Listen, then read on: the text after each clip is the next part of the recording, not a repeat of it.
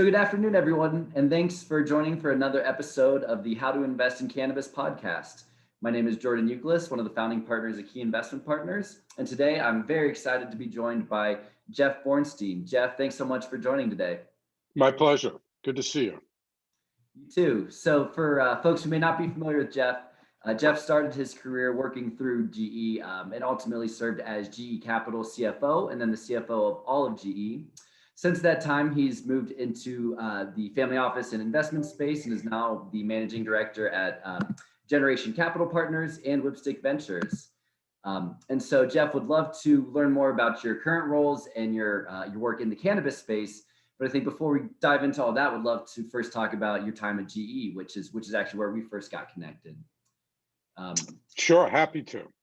Fantastic. So thanks, Jeff. So, we both started our career at GE in the financial management program, which you then went and continued on through the corporate audit staff program within GE, which for folks who may not be as familiar, are both very intensive rotational finance programs that has been a legacy at GE for years and years and years. So would love to just learn a little bit more about your experience, going through those programs, and then ultimately in your capacity as CFO, being in charge of both those programs. Okay. So I started with GE in the financial management program, and FMP for short was designed to be GE's version of almost like graduate school for undergraduates that are joining the company and at least plan initially to focus on a finance career in the company. And it's a two and a half. When I did it, it was 2.5 years. We later adjusted it to a 2-year program where you're doing both coursework every 6 months or so, and then you're also rotating job assignments so that you see different aspects of the business that you're in, as well as different finance disciplines over the 2.5 years. And very old program. I think we celebrated, don't quote me on this, but I think we celebrated our 100th year of the program 4 or 5 years ago. So quite a legacy. A lot of world-class CEOs and CFOs have been through the program, inside or outside of GE. A really reputable program that a number of companies have tried to replicate over time. Some have done quite well with it, but it's hard to. You got to remember the courses were being taught by finance leaders in the company, not external folks. So it needs, to make it successful, it really needed to have a committed group of people around it inside the company. So I did that, and then as you mentioned, I joined our corporate audit staff. And corporate audit staff at GE, at the time I went through it, was about 300 of the most talented young professionals in the company from all kinds of different disciplines. There were folks from the HR function, engineering, operations management, but I would say half to slightly more than half were probably finance folks. Most of them FMP graduates. And it was kind of an up and out program, meaning, you either moved through to the next level or you went back to one of the businesses in the company. So you could say anywhere from 2 to 5 years, and over that period of time, with increasing responsibility in terms of actually running reviews, the number of people on those reviews, very international. Participants traveled all over the world and did traditional kind of financial audit work, M&A support, operations, optimization reviews, compliance, a real full spectrum of experiences over time. And it was tough. It was really, really hard. I mean, you typically worked 80 plus hours a week, at least 6 days a week. And oftentimes, if you were in a remote part of China, you may be working 7 days a week. And but the amount of learning that was crammed into that short period of time of being an audit staff was just incredible. I'd say the other thing I remember from it, in terms of development wise, was the amount of exposure at a very young age and very early stage of one's career. You got exposure to the most senior people in the company. I remember pitching to Jack Welch when I believe I was an audit manager at the time. So, which would have meant my third year on audit staff. And, that's, that's experience that's hard to replace at that point in your career. And, fortunately, Jack agreed with my synopsis and analysis. But it's just an amazing, amazing experience. And I spent just shy of 5 years on audit staff through what we called executive audit manager before I left and joined, at that time, aircraft engines. Fantastic. So it sounds like, both of those programs, probably particularly corporate audit staff, were really instrumental in your subsequent career through GE and then, ultimately progressing to the role of CFO. Yeah, I think the big takeaways for me, beyond the content that you learn, right? Just how things work and how corporate financial analysis is done and what you learn through auditing. I call that content. I think probably the most valuable lessons for me were around leadership. Sure. Having to run fairly significant size teams, many times dispersed all over the world during a review, keeping them motivated, on point, making sure, and that's really where, for me, and I think it's true of most folks that go through the program, it gets instilled in you that a huge piece of what leadership is about is developing others and building great teams. And I would say that was the most valuable thing, I got out of the experience, learning to work hard as well. Sure. Yeah, no, learning to work hard and building teams is incredibly valuable experience. And we'll certainly, love to get into your work now and involvement in the cannabis space, but, obviously it's not every day you get the chance to speak to someone who managed one of the largest financial institutions through the global financial crisis. So would love to get your thoughts on what that experience was like. And, maybe for folks who aren't as familiar with GE, what the situation was for capital during the crisis. Well, listen, we could do a 2-hour podcast just on this subject. So I'll try to make it as interesting as I can and as brief as I can. So GE was really split between industrial technology businesses, power, aircraft engines, locomotives, et cetera, healthcare, and a financial service business called GE Capital. I was the CFO of GE Capital. And GE Capital, going into the 2008 crisis, just to give you a sense of size, had roughly about 750 billion of assets. And although we were not a bank, and we were not a bank holding company like you might think of Citi or JP Morgan, if we were, in the United States, we'd have been maybe the 5th largest financial institution in the US. So we were a global company, but we did operate at scale.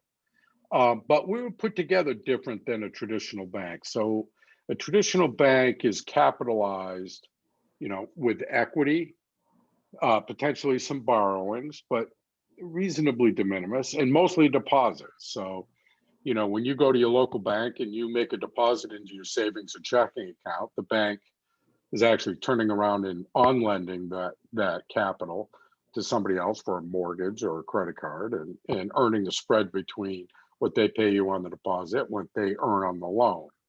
We were capitalized very differently because we were part of GE. At the time, GE was a AAA company. There weren't many left in the world at that time.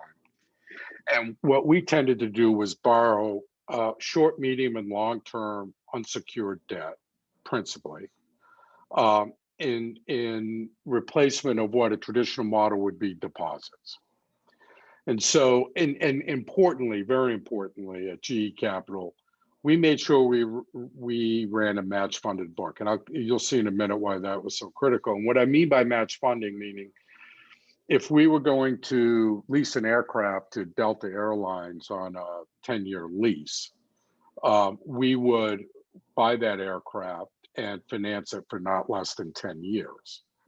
So that, we were somewhat match funded, as opposed to, using 30-day money that we were borrowing against a 10-year asset. So that we did not do. We were very good about making sure the tenor of our debt and the tenor of our assets were as closely aligned as possible. Mhm. So we went into the crisis big. We were the largest unsecured borrower in the world going into the crisis. And we had begun to prepare for it because we had seen signs. We had seen the mortgage market cracking. The leveraged finance space, or what most people would think about as LBOs, that space had really backed up. And so we had been making many portfolio moves long before September of 2008.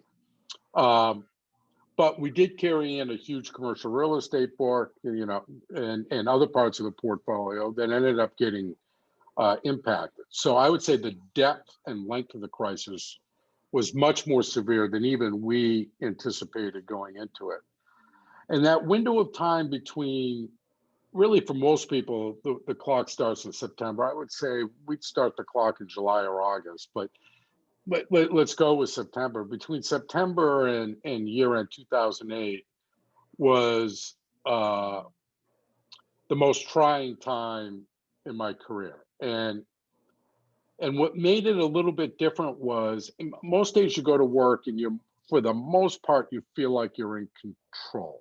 You can decide today, we're going to do this kind of business or we're not. We're going to price our business this way or we're going to price it differently, et cetera. And what was different about during the crisis is things were unraveling or happening so quickly. And you had the Federal Reserve, the US Treasury Department under Hank Paulson, every day, every hour, making decisions, developing programs to deal with the crisis, all of which had impact on all the participants in the market. So you never felt like you were standing on steady ground. And I remember after Lehman went is when things really accelerated. And you'll recall the discussion of AIG and trying to put Bank of America and Citi together, and some of it worked and some of it didn't. And it was just enormously challenging. And we happened to have an officer meeting early in October of 08. And I remember sitting in the meeting. So there were about 200 officers in GE, and they had CNBC running on a big screen prior to the meeting starting. And I'm sitting there at my seat, and they come on with a story that the US Treasury Department has just launched a program which was called TLGP. And the TLGP program was a program where the FDIC was going to insure the debt of financial institutions to the extent that they issued debt, so different than deposits. And they went on to say, here's who qualifies for that program. And on the face of it, we didn't qualify. So that meant that at that point, the government was choosing winners and losers. And if you weren't inside the circle, you were outside the circle, that could mean a death blow. I mean, if I were going to the capital markets, raising 10 or $15 billion of debt to support our assets and our customers, and investors had a choice between my debt, with a promise of repay from GE, or JP Morgan's debt with a promise from JP Morgan to repay it, but also a federal guarantee beyond that, why would anybody buy my debt? Sure. So for me, that was the single moment that was, I really worried that there were decisions being made that would have made essentially the business model inoperable. Mm-hmm. Now, as it turns out, we worked with the Treasury Department, we worked with the FDIC, the program was modified, we did participate in it. And then, it was just an enormous amount of hard work over several years to work with customers and work out the balance sheet. We ended up reducing the size of the business by almost half over 2 to 3 years, really focused on the things we did that were differentiated, where we were providing products and services to customers that traditional banks didn't provide. So where we were the highest value add. And, we're quite proud that, we were, I think, of scale anyway, the only financial institution in the country that was profitable in 2008, 2009, all the way through. But I think in 08 and 09, we might have been the only substantial financial institution that was profitable. At least that's my recollection. And the team just did an unbelievable job. And there were so many lessons in it. There were risk management lessons about making sure you're looking around the corner, really taking a hard look of how you're capitalized, what your balance sheet looks like. Is it an all-weather balance sheet, or does the world have to line up perfectly for it to work? And there are things we could have done differently around that, in my opinion. But a ton of leadership lessons too. You know, how do you motivate? At that time, we had 55 or 60,000 people in the business globally.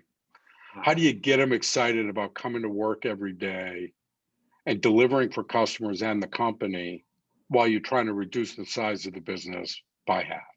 Mm-hmm, mm-hmm. And you learn a ton about people. You know, when things are going well and the sun's shining and most things are going according to plan, that's, you know, you see one side of people. Sure.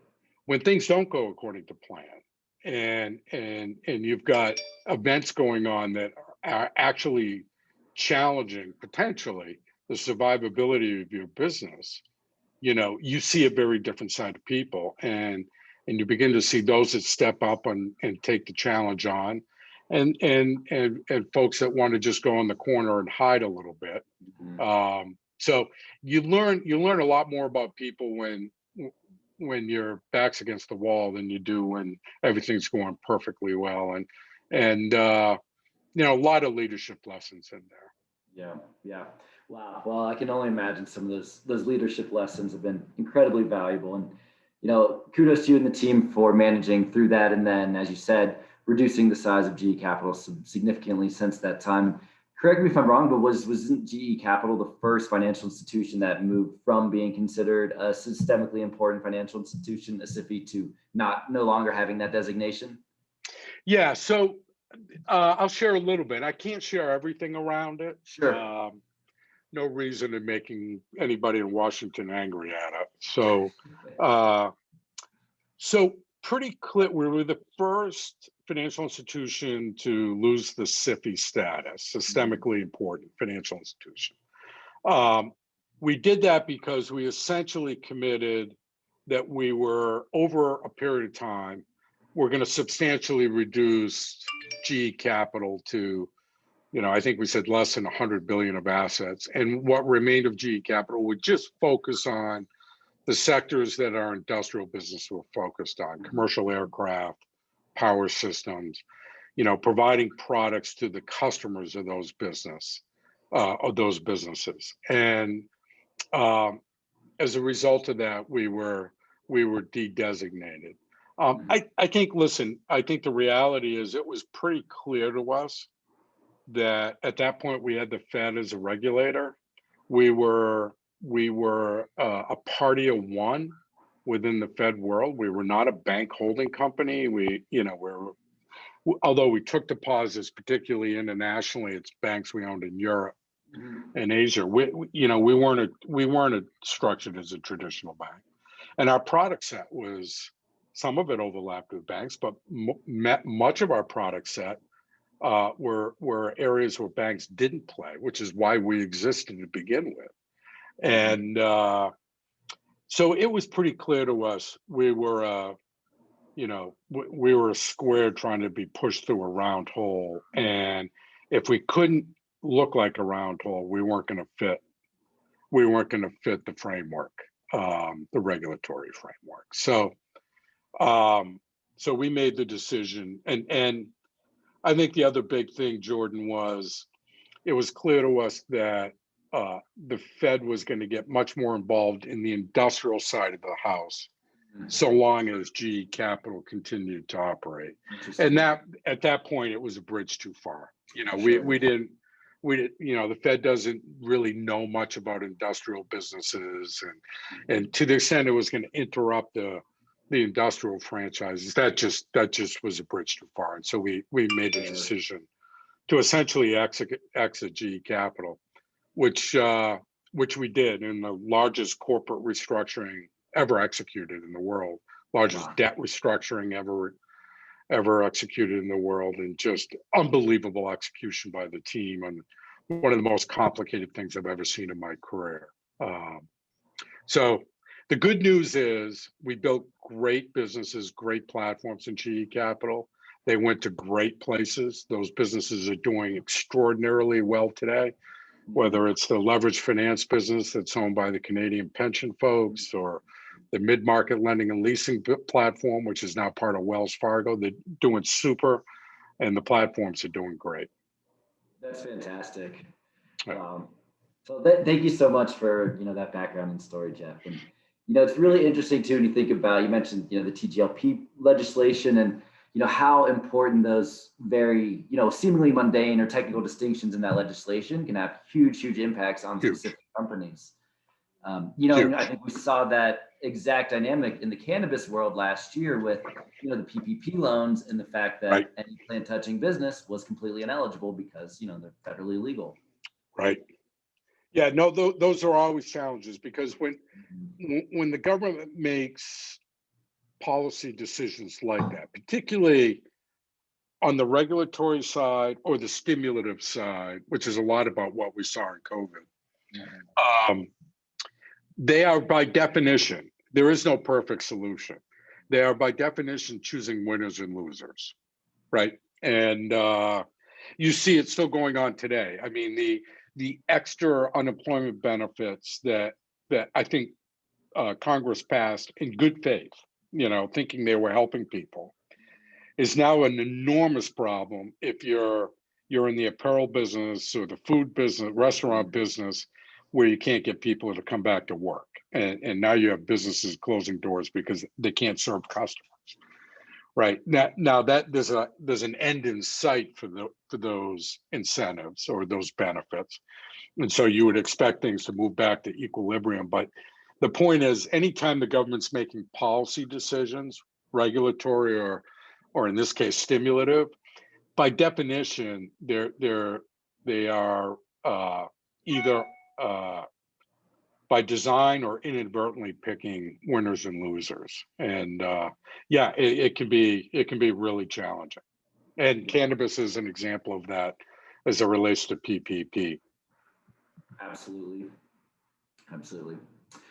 So then fast forwarding a few years and talking about your transition from GE into Generation Capital Partners and Whipstick Ventures, would love to just learn more about your new responsibilities in those roles. Sure. So when I left GE, I wasn't exactly sure what I wanted to do now. I had a general idea. What I knew I didn't want to do was be, a public CFO of one of the 10 largest companies in the world. That I knew I didn't want to do again. I had enough of that. But I'd always had an interest in early stage companies. Mm-hmm. And I got a taste of it when I had GE Capital. And I was at GE Capital for about 14 years. So I was there for quite a period of time. And I had a group called GE Capital Equity. And some of what we did was more traditional private equity. Some of what we did was late stage venture. And I was always super interested in it. And I said, well, listen, now I have an opportunity to actually maybe spend some time. For the better part of my career, the only commodity I wasn't long was time. I had zero time. Mm-hmm. And I like the idea of not being responsible for 350,000 people and really focusing on a team. And so my a partner and I, who happens to be my brother-in-law, who was very deep in the fintech space, particularly payments, spent a big part of his career at MasterCard and so on, and had run late stage venture companies, had run growth equity stage private equity firms. We said, hey, listen, let's do our own gig. And we established Whipstick Ventures, all our own capital. I had no interest in managing other people's money at that time, no interest. I wanted to make the underwriting decisions. I didn't want to be accountable to anybody but myself and my partner as to whether we did good deals, bad deals, structure, valuation, et cetera. Mm-hmm. And I did that for about 2.5 years. We built, I think, a good book, which may end up being a great book.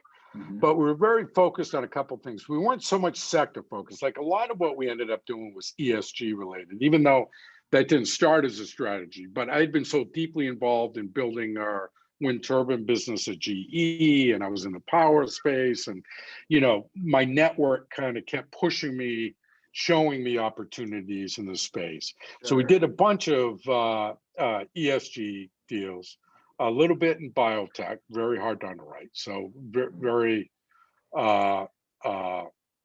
few deals in the space, and only deals where we thought we had an edge, and some in cannabis. And the one guiding principle or set of principles that we had is we were only going to invest in opportunities where we thought we could really add value. And not just governance, not being on a board and knowing how an audit committee should work. That wasn't. Could we add value to the business model? One, two, we weren't going to do anything passive. Now that didn't mean we needed to be on every board. I didn't want to be on every board, but at a minimum, we were going to be board advisors. And the other benefit of that, there was usually an extra equity kicker for playing that role, which kind of dollar cost average down the first money in. And that's what we focused on. And we took two of those early investments, went public in 2020. One of the biotechs, company called Alavir, went public just about a year ago. EOS Energy, which is a grid scale non-lithium ion battery, went public last November. And I think we're close on a third. So, 3 out of our first 5 investments may end up being unicorns, which is not that bad for a couple of amateurs that haven't spent 30 years in the venture or private equity space. Certainly very close to it, whether it was financing private equity guys or GE Capital otherwise. So I was familiar enough to know to be dangerous on the structuring and corporate finance side. I obviously had all my experience, good and bad, over almost 30 years at GE to help me think through business models and business optimization, et cetera, and what I had seen that was powerful and worked, and what I had seen that had not worked, and then being able to calibrate. This was important. Venture companies don't have the resources of a GE, so being able to scale, how you think about these businesses, knowing that they don't have the resources that a large Fortune 100 company would have, was also something we had to figure out over time. And then over that time, Jordan, the Generation Capital guys, Jeff Beatty in particular, who founded Generation Capital and had been on my board at GE for a very long period of time, was really pushing me to come work with him. It's a family office out of Toronto. And to work with them running direct investing. So outside of the fund space, kind of where you play, but where we're going to put capital to work directly in companies. And I didn't really change much of the underwriting model from the Whipstick venture, even though what we're trying to do at Generation is, I would describe it as late stage venture to more growth equity. No seed deals or anything like that, a little later stage. And that's what I've been doing for the last year and a half. And, I would say so far, so good. I love working with smaller companies, growth companies. I'm really trying, I'm on a couple of public boards. I really don't want to be on any more of them. And then I'm also involved in 4 SPACs as either a board advisor or on the board properly, one of them being Tuatara, which is in the cannabis space.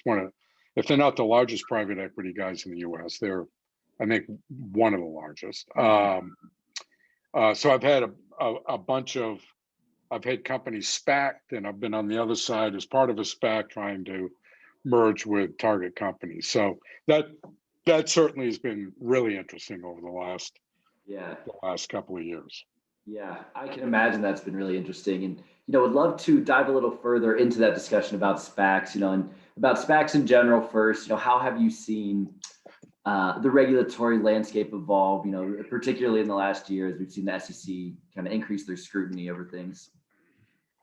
Yeah, so I think, first of all, SPACs have been around in the US. SPACs have been around for more than a decade. Mm-hmm. Uh, so, some of the structural issues that have been highlighted recently around SPACs, as far as I know, are not new issues. Okay. I think what's changed in the last 2, maybe 3 years is the volume of activity around SPACs. Sure. And when I say that, not just the absolute dollars of SPAC IPOs being raised, but the size of the pipes associated with SPACs and the size of, from an enterprise value perspective, the size of the companies being targeted. It was kind of a sleepy space where, folks would play, they'd raise a couple $100 million, $150 million. They'd go find a company that was ready to go public, and they would go public with them, oftentimes with no pipe involved whatsoever. And that really started changing a couple, maybe 3 years ago, as the number of people entering the market just really exploded. There was a huge focus on early stage ESG companies, whether they were EV car companies or hydrogen companies or you name it, that were pre-revenue at enormous valuations. And it really turned into a hot crap table.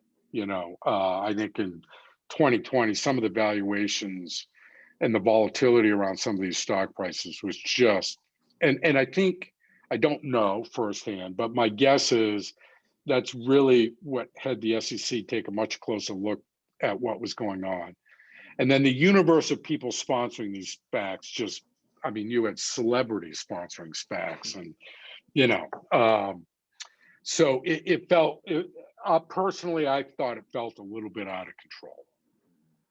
And listen, what I'll tell you is, if you're a SPAC sponsor and you find a company to merge with, if the valuation is exactly right, and you never know if it is, but if it were possible to know that it was exactly right, on the day the SPAC and the company merged, the stock should trade at $10. Sure. Right. And you had SPACs trading at going up $20 or $30 in a day.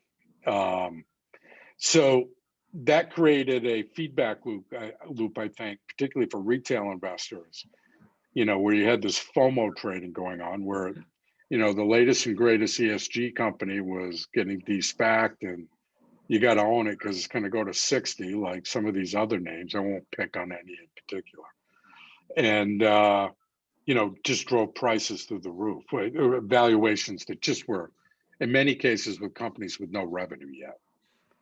So my humble opinion is, I think a lot of the air has come out of the balloon, and I think that's a good thing long-term for SPACs. I think that it needs to be more rational.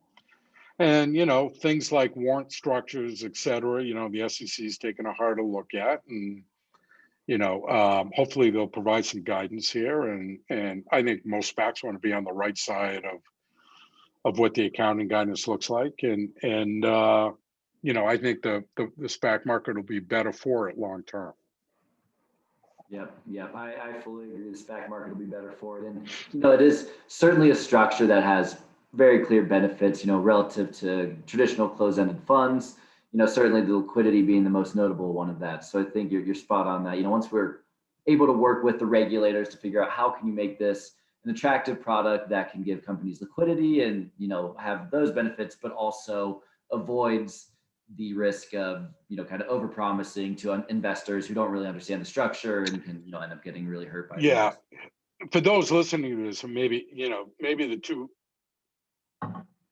biggest differences between what's referred to as a regular way IPO and a SPAC merger, one is speed.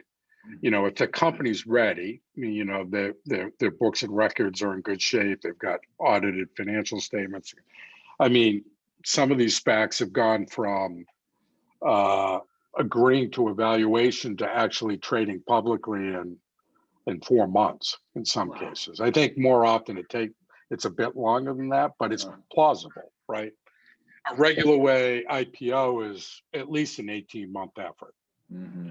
Mm-hmm. And so it's a much shorter distance between point A and point B in theory with a SPAC. That's for sure. The other big difference is in a regular way IPO, you don't provide forward guidance as part of the S1 process of filing to go public. You disclose what you've done historically, and you talk a lot about the business model with the risks inherent, the opportunities inherent in the business model, but you're not giving revenue, earnings, and cash flow forecasts for 3 to 5 years forward at the time of the IPO. And this, in the SPAC world, you do, or people have, has been the practice. And so that's a very different animal than what the traditional IPO market has been. And I think you can argue, you can be on either side of that argument. You can be on the SPAC side, which says, don't I have a duty to inform a potential investor in the company what my expectations or the company's expectations are for how it's going to perform over the next 2 to 3 years as this business plays out. Mm-hmm. And they can decide based on our forecast of what our plans are, whether that makes sense as an investment for them. It's more information, not less. Mm-hmm. The problem with that is, if every SPAC out there is missing that forward guidance, that forecast pretty routinely, then it suggests the forecasts are no good, right? And you can very quickly have a discussion about, well, the forecast is just about getting the SPAC merger off the ground, and there's no accountability around the accuracy of those forecasts. Right. And I think that's a legitimate debate. And on the IPO side, it's the opposite. It's, you're getting no forward look, initially at the time of the IPO. Eventually down the road, the company may or may not begin providing forward guidance, and rarely would they provide forward guidance for more than maybe a year. So there's a healthy debate around all of that. I think, however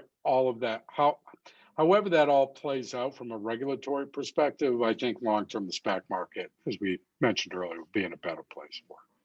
Yeah, should be in a better place. And as you mentioned, your involvement on the Tuatara SPAC, would be interested to hear how, if at all, cannabis SPACs you found differ from traditional SPACs in non-cannabis markets. Well, so the first obvious difference is traditional SPACs, in reality, are wide open in terms of the types of companies they can go look at, right? Some of them may have a particular focus. They may at their IPO talk about, we're broadly going to be in the ESG space, or we're broadly going to be in energy transition or electric vehicles or consumer packaged goods or whatever. But within that very broad definition, they could be almost anything, right? They could be in manufacturing, they could be in tech, they could be in distribution, they could be in retail, they could, there's really no limit whatsoever. Because at the time of the merger announcement, the owners of the shares of that SPAC get to vote again as to whether they like the deal or not, right? They've got an option to get out and get their money back. Cannabis is a little bit different. There've been, I think up until a few months ago, there were 8 or 10 outstanding. I don't know where that number stands today. Mm-hmm.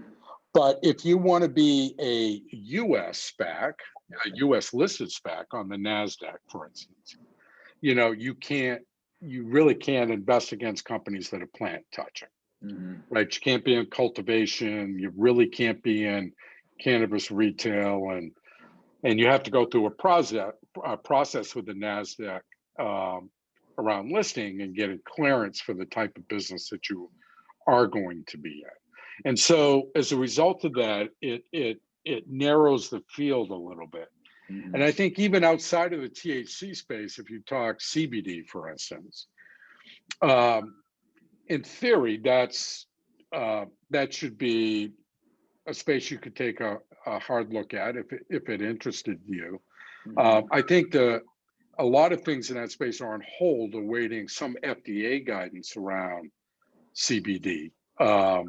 And so you put all that together, and it does narrow the field a little bit, or your field of vision on the types of companies that you can look at that are in broadly in the cannabis space, if Yeah. that makes sense. Yeah. Yeah, totally does. Totally does. And, it's one challenge that, we've heard from folks who are doing cannabis SPACs that are listed in the US, like you mentioned, is that, focusing on ancillary businesses, there's frankly not as many that are of a size that they could be acquired by a SPAC, right? Relative to That's the right. touching Great point. businesses, which we're talking bigger.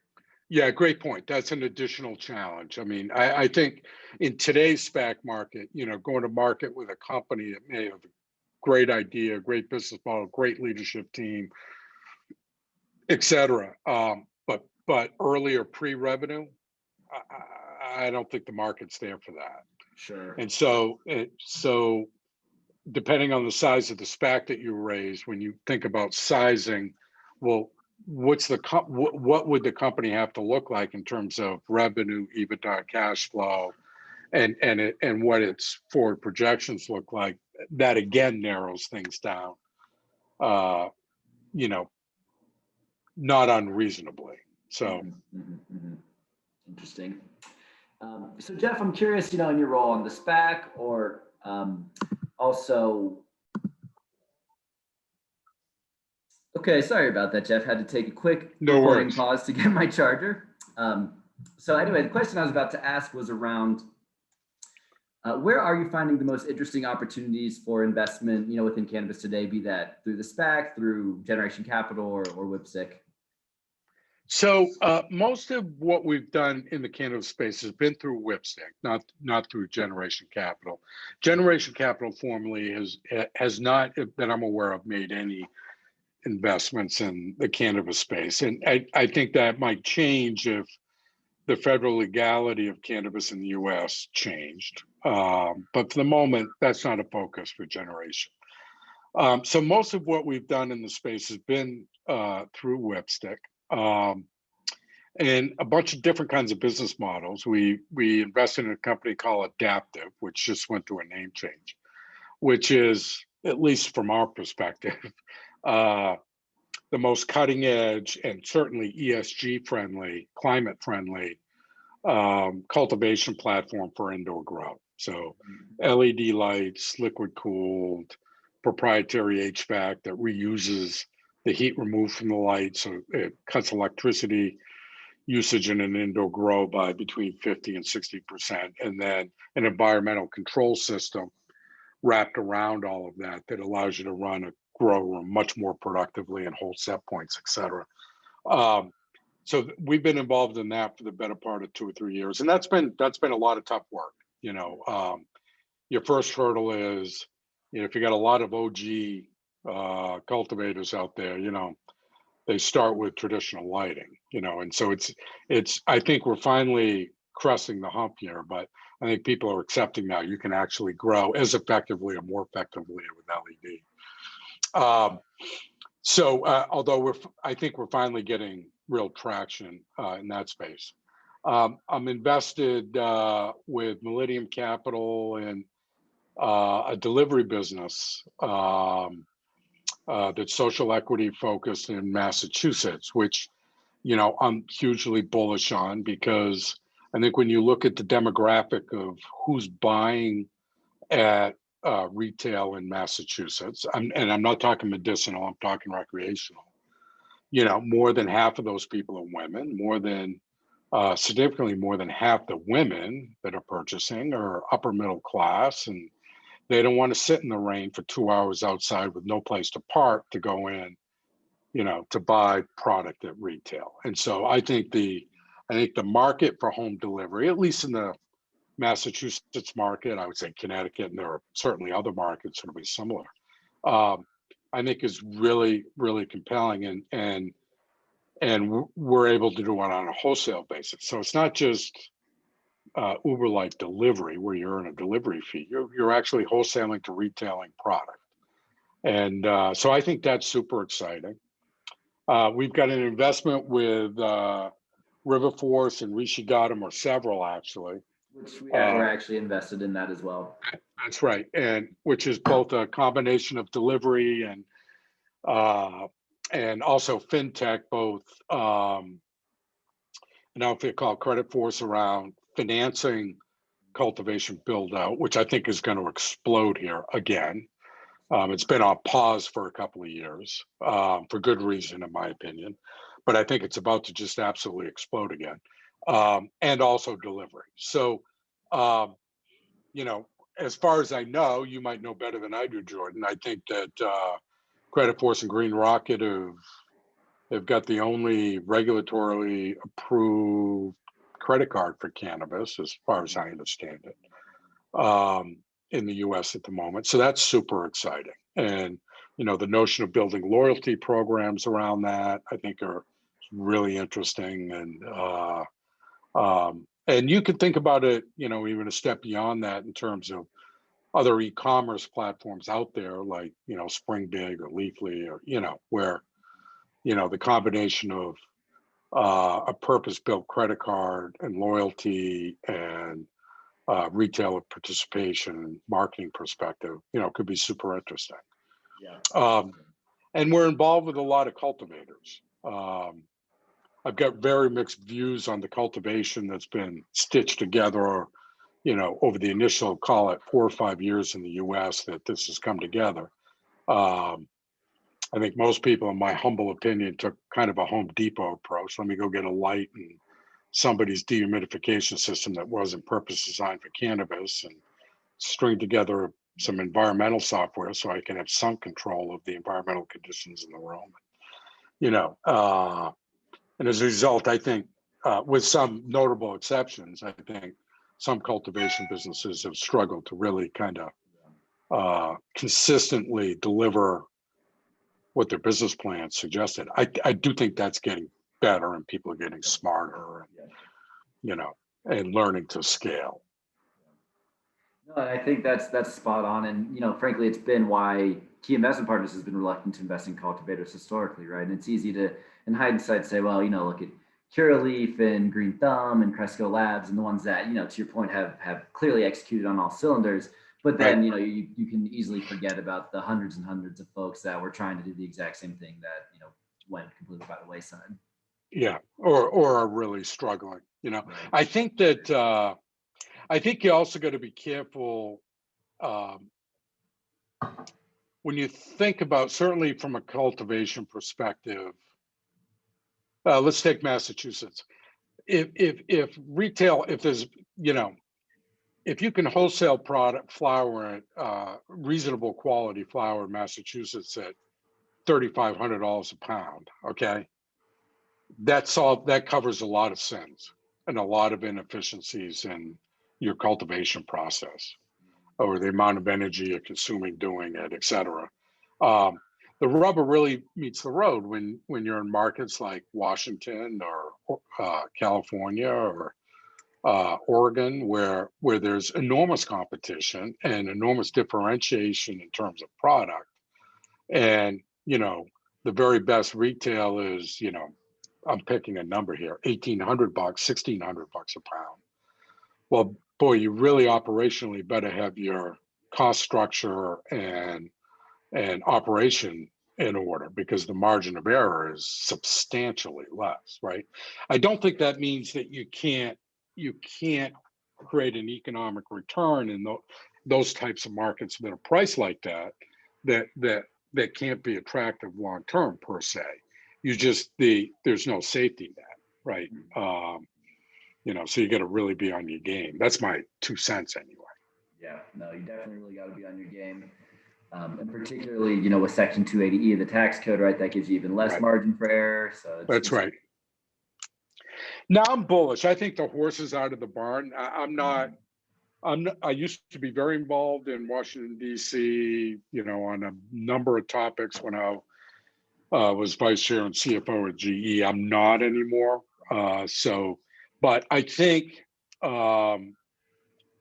I think the horse is out of the barn as it relates to cannabis. I do think we're going to get some federal action. I'm not suggesting federal legalization. That may be a bridge too far.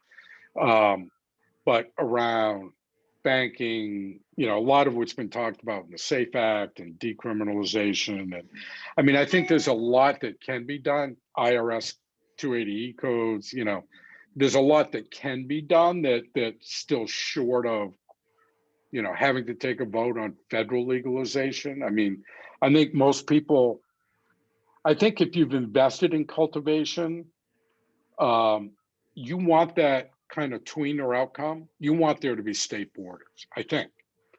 If you've invested a serious amount of money building cultivation in Florida, you don't want to see California and Arizona product coming across the border to serve those customers, right? You want that market captive. And so my guess would be those people are rooting for something short of federal legalization that still maintains state sovereignty and borders, but decriminalizes, provides access to the capital markets, allows banking, et cetera, et cetera. That's probably the optimal outcome, I would guess, for most. Yeah, I would guess that as well. Well, Jeff, thank you so much for taking the time today. I've had not at all. My such a pleasure. blast. And I would just say, having folks like you who've been, vice chairman of the largest companies in the world, led the largest financial services institutions in the country. I mean, that's exactly what we need in the cannabis space, bringing that institutional experience, destigmatizing it, making sure that we have legal compliant financial services that these cannabis businesses need is incredibly valuable. So thank you so much for your involvement in the industry. Listen, the last point I'd make on that, Jordan, would be this is the most organically diverse plant in the world that I'm familiar with anyway. More than 120 cannabinoids, 400 flavonoids, terpenoids, the potential of what could be cannabis beyond just the uses that we use it for today for other medicinal purposes, et cetera, et cetera. I think it's just open field running. I think we've handicapped the world with the classification of marijuana, treating it as though it were heroin, or fentanyl, for Christ's sake, Cocaine. Yeah, cocaine, where as a result, you've got very little clinical research and understanding of the plants and the chemicals that make it up. I think and you've seen the first pharmaceutical deal happen here at scale. I think that deal was an $8 or $9 billion deal around a focus with clinically proven efficacy. And I think that's just the tip of the iceberg. Right now we're very focused on cultivation and retail distribution to medicinal and recreational users, right? There very well could be an even equally exciting, if not much bigger game down the road, where we find efficaciousness in some parts of this plant that have medicinal value beyond what we're exploiting today in actual clinical drugs. Then that opens up a whole nother area of potential from a value perspective that may even dwarf how we think about traditional use of cannabis. So I think it's pretty exciting. I really do. Yeah, I really do too. Well, thanks again, Jeff. This has been such a blast. Okay, not at all. My pleasure. Great seeing you. Yeah, you too. Have a great rest of your day. Okay, you too. Bye. Be good.